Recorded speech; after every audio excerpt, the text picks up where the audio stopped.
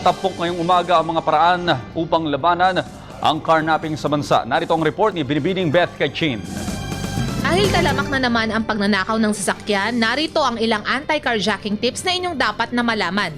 Sinasabi sa pag-aaral na kadalasang sa mga intersections bumibiktima ang mga carjackers dahil ang mga intersections ay kontrolado ng mga stoplights kung saan maaring huminto ang kanilang bibiktimahin. Malimit din itong mangyayari sa 10 oras ng gabi o kaya ay sa bandang umaga.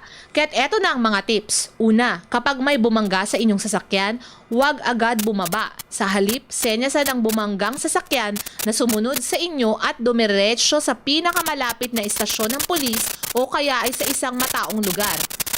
Pangalawa, kung kailangan talagang lumabas ng inyong sasakyan, dalhin ang susi at siguraduhin nakalak ang sasakyan.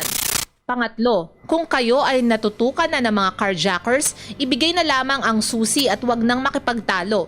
Tandaan ang itsura ng suspect at i-report agad sa otoridad ang insidente. Agad na kontakin ang Highway Patrol Group sa telepono bilang 726-1261 o sa PNP hotline number 117.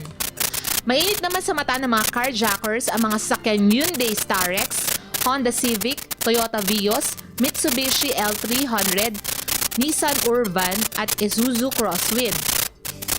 Muli ninyong tandaan na kung kayo ay nasa delikado ng sitwasyon, huwag nang makipagtalo, ibigay na ang susi ng sasakyan.